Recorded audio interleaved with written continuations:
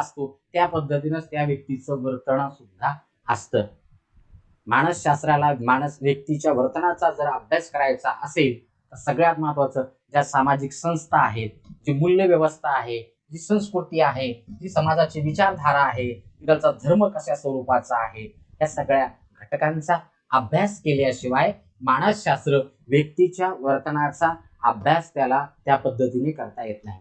तुम्ही जर एखाद्या सायकिस्ट्रीकडे जर गेले तर सगळ्यात तो पहिला प्रश्न असा विचारतो, तो तुमची हिस्ट्री अभ्यास,